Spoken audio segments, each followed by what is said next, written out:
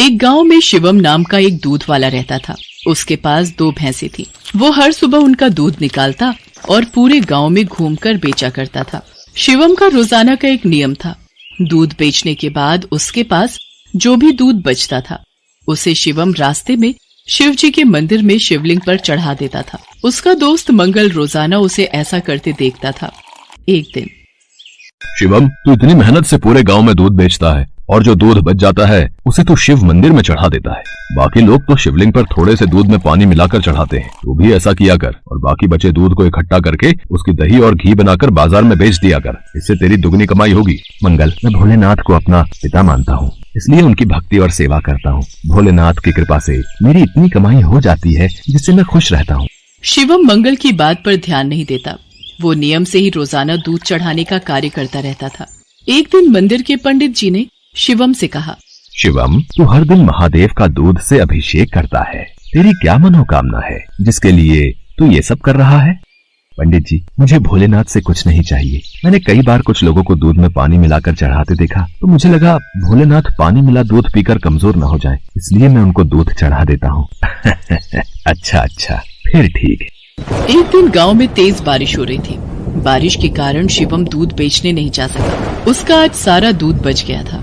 उसने सोचा, आज इतना दूध बच गया है, मैं इसे शिवलिंग पर चढ़ा आता हूँ। शिवम, ये दूध तो बहुत सारा है, ये तो बहकर खराब हो जाएगा। तो फिर मैं इस दूध का क्या करूँ? पंडित जी, मैं ये दूध घर वापस भी नहीं ले जा सकता और ऐसे तो ये दूध खराब हो जाएगा।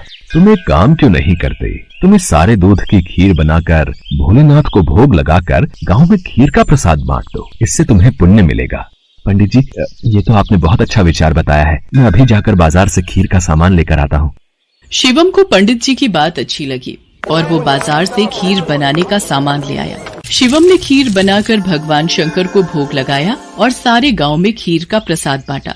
इधर कैलाश पर्वत पर भगवान भोलेनाथ के मुख पर खीर लगी देख माँ पार्वती उनसे बोली, ये तो जरूर भगवान कृष्ण की भेजी हुई कोई चमत्कारी गाय दिखाई पड़ती है, जैसे उनका कोई आशीर्वाद हो। देवी पार्वती, ये मेरा प्रिय भक्त शिवम है। इसकी निश्चल भक्ति ने मेरा मन जीत लिया है। ये मुझे अपना पिता मानकर मुझे प्रतिदिन दूध और खीर का भोग लगाता है। ये मेरी चिंता करता है और मुझे बिना पानी मिला दूध चढ़ाता है। मेरे भोले भाले भक्त की भावना देखो, ये समझता है कहीं मैं पानी मिला दूध पीने से कमजोर न हो जाऊं, इसलिए ये दूध से अभिषेक करता है। प्रभु, फिर तो अपने इस भक्त पर कृपा करने के लिए हमें इसकी परीक्षा लेनी चाहिए। तो देर किस बात की देवी पार्वती, हम अभी पृथ्वी पर चलते हैं और अपने भक्त शिवम की परीक्षा लेते हैं। भगवान शिव और देवी पार्वती ने सेठ सेठानी का भेष बना लिया और शिवम के घर पहुंच गए। नमस्ते जी, कहिए आपको मेरे से क्या काम है? हमने तुम्हारे बारे में बहुत सुना है। तुम बहुत ताजा और शुद्ध दूध बेचते हो, इसलिए हम तुमसे दूध खरीदना चाहते हैं। तुम रोजाना अपना सारा दूध हमें बेच दिया करो। हम हर दिन तुम्हारा सारा दूध खरीदेंगे और तुम्हें दूध बेचने के लिए पूरे गांव में भागना भी नहीं पड़ेगा। हमारे लोग यहीं से दूध ले जाएंगे और पैसे तुम्हें दे देंगे। मैं आपको सारा दूध नहीं दे सकता। मेरी भैंसें जितना दूध देंगी उसमें से थोड़ा दूध मैं भोलेनाथ के अभिषेक और खीर के प्रसाद के लिए रखूंगा। पर हमें तो रोजाना बहुत दूध चाहिए। तुम सारा दूध दे दो, भले ही दाम 4 गुना ले लो, तुम्हारी अच्छी कमाई हो जाएगी। नहीं सेठ जी, मैं आपको सारा दूध नहीं दे सकता। आपको दूध लेना है तो मैं शिव मंदिर के हिस्से का दूध अलग करके ही आपको दे सकता हूँ, नहीं तो कोई बात नहीं। चलो भाग्यवान, हम कहीं और से दूध पता कर लेंगे। ये तो कोई बहुत बड़ा शिव भक्त जान पड़ता है। सेठ और सेठानी वहाँ से चले गए। कुछ दूर जाकर उन्होंने एक गरीब ब्राह्मण का भेष बना लिया। देवी पार्वती, अब हमें अपने भक्त की परीक्षा किसी और तरह लेनी होगी। भगवान शंकर और माँ पार्वती मंदिर की सीढ़ियों पर बैठ गए। शिवम दूध बेचकर मंदिर जा रहा था। उसने एक गरीब ब्राह्मण ब्राह्मणी को रोते देखा। आप दोनों क्यों रो रहे हो? मुझे अपनी परेशानी बताओ, शायद मैं आप दोनों की सहायता कर सकूं। बेटा, हम दोनों कई दिनों से भूखे हैं, हमारे पास खाने को कुछ नहीं है। आप परेशान मत होइए, मेरे पास कुछ दूध बचा हुआ है और एक डिब्बे में ये खीर है। आप ये दूध पी लो और ये खीर खा लो, इससे आपका थोड़ा पेट भर जाएगा। भगवान शंकर तुम्हारा भला करें बेटा, आज तुमने हमें ये दूध और खीर खिलाकर तृप्त कर दिया। यदि मैं आपको भूखा छोड़कर भगवान भोलेनाथ को ये दूध और खीर का भोग लगाता तो वो भी इसे ग्रहण नहीं करते, क्योंकि जिस तरह से मैं उन्हें अपना पिता मानता हूँ तो वो भी तो आपके पिता हैं। तो मैं उनकी संतान को भूखा कैसे रख सकता था, इसलिए मैंने ये दूध और खीर आपको दिया। पर बेटा, ये प्रसाद और दूध तो तुम भगवान भोलेनाथ के लिए लाए थे, तुमने हमें दे दिया। तुमने हमारे लिए अपना नियम क्यों तोड़ दिया? शिवम की भोली भाली और पवित्र बातों को सुनकर भगवान शंकर और देवी पार्वती अपने असली रूप में आ जाते हैं। उन्हें देखकर शिवम उनके चरणों में गिर जाता है। शिवम, मैं तुम्हारी सच्ची भक्ति से बहुत प्रसन्न हूँ। मांगो, क्या मांगते हो? प्रभु, मुझे आपकी भक्ति के सिवा और कुछ नहीं चाहिए। मुझे आपकी भक्ति करके जो खुशी मिलती है, उससे बढ़कर मेरे लिए कुछ भी नहीं। शिवम, तुम मेरे सच्चे भक्त हो। आज के बाद तुम्हारे जीवन में कोई दुख नहीं रहेगा। मेरा आशीर्वाद सदैव तुम्हारे साथ रहेगा। शिवम को अपना आशीर्वाद देकर भगवान शंकर और माँ पार्वती अंतर्ध्यान हो जाते हैं। उस दिन के बाद शिवम का जीवन सभी प्रकार के सुखों से भर जाता है।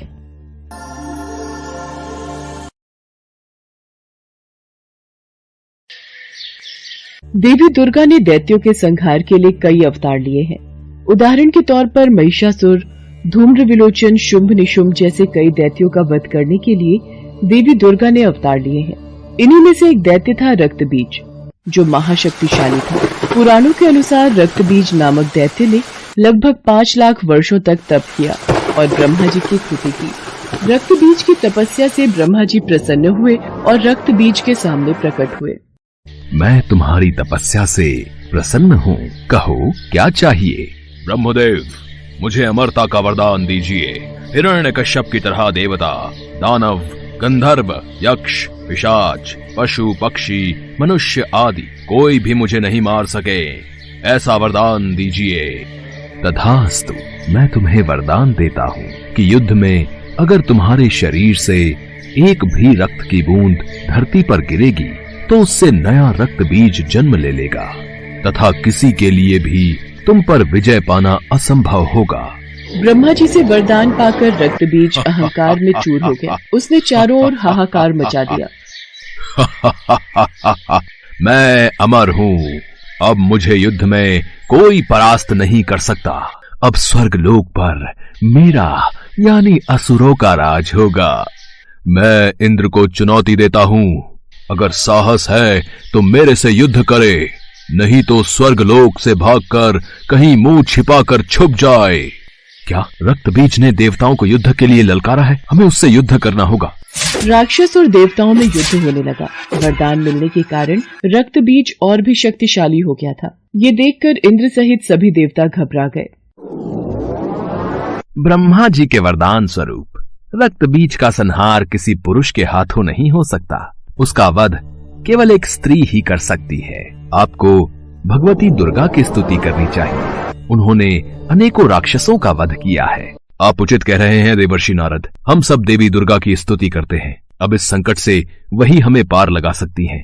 और सभी देवता देवी दुर्गा का ध्यान करते हैं और देवी दुर्गा वहाँ प्रकट होती है। देवी भगवती, हमें रक्तबीज नामक राक्षस से मुक्ति केवल आप ही दिला सकती हैं। हमारी सहायता कीजिए माँ। आप सभी निश्चिंत रहिए, रक्तबीज नामक दैत्य का संहार अवश्य होगा। उसे उसके पापों का दंड अवश्य प्राप्त होगा। देवताओं को आश्वासन देकर माँ दुर्गा ने रक्तबीज को युद्ध के लिए ललकारा। तू एक साधारण अबला स्त्री मुझे युद्ध के लिए ललकार रही है। तू मेरा कुछ नहीं बिगाड़ पाएगी। रक्तबीज, अब तेरी मृत्यु निश्चित है। मेरे हाथों से तू नहीं बच पाएगा। अच्छा, तू मेरा वध करेगी? देखता हूँ ये कैसे संभव होता है। माँ दुर्गा और रक्तबीज के बीच युद्ध प्रारंभ हो जाता है। माँ दुर्गा के वार से रक्तबीज घायल होता तो रक्त की बूंद धरती पर गिरने से ढेरों रक्तबीज पैदा हो जाते। एक रक्तबीज मरता तो दूसरा सामने आ जाता। माँ दुर्गा उसके अंग काटती तो धरती पर रक्त की बूंदें गिरकर फिर से रक्तबीज सामने आ जाता। ये सब क्या हो रहा है? ये रक्तबीज मारा क्यों नहीं जा रहा? नारायण नारायण। माते, रक्तबीज का वध करने के लिए रक्तबीज के रक्त को पीना होगा ताकि वो धरती पर ना गिरे। ब्रह्मा जी के वरदान के अनुसार रक्तबीज का रक्त पृथ्वी पर गिरते ही अनेकों रक्तबीज पैदा हो जाएंगे। इसका संहार करने के लिए ऐसा कुछ करना होगा ताकि रक्तबीज का रक्त पृथ्वी पर ना गिरे। अच्छा, तो ये बात है। देवर्षि नारद, इसके लिए मुझे चंडिका को बुलाना होगा। देवी पार्वती को माँ काली का रूप धरना होगा ताकि वो इस दानव का रक्त पान कर सके। तत्पश्चात मैं इस राक्षस का संहार करूंगी।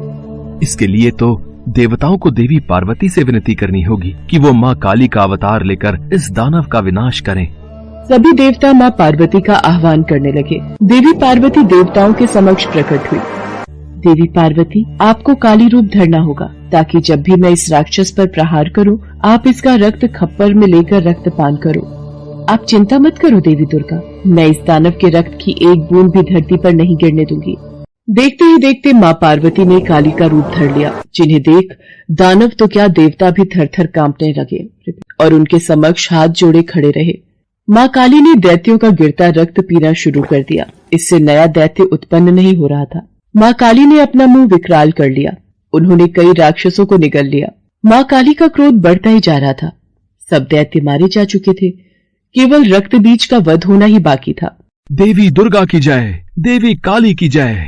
हे कालिके, रक्त बीज का वध तभी होगा जब इसके शरीर का सारा रक्त बाहर निकल जाएगा।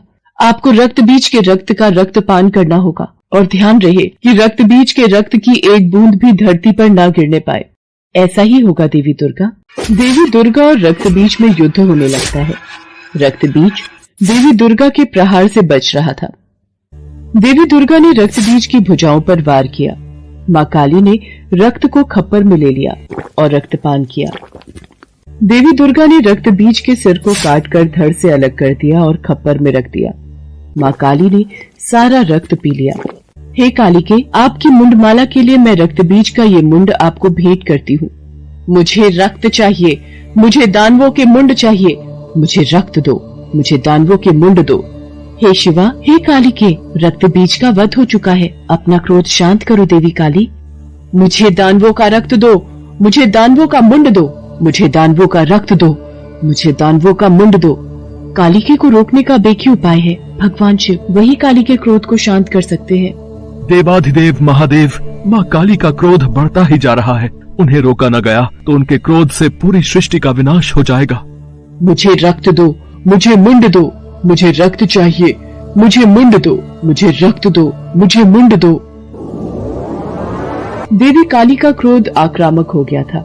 देवी काली क्रोध की अग्नि में बढ़ती जा रही थी। उनका क्रोध शांत नहीं हो रहा था। अचानक भगवान शिव धरती पर लेट जाते हैं और देवी काली का पैर उनके ऊपर पड़ जाता है और भगवान शिव को अपने चरणों में पड़ा देख देवी काली की जीभ बाहर आ जाती है और वो अपने वास्तविक रूप में आ जाते हैं। महादेव, आप मुझे क्षमा कीजिए, मैंने क्रोध में आपकी ओर देखा नहीं। उसके पश्चात सभी देवी देवता भगवान शंकर और माता पार्वती पर फूलों की वर्षा करते हैं।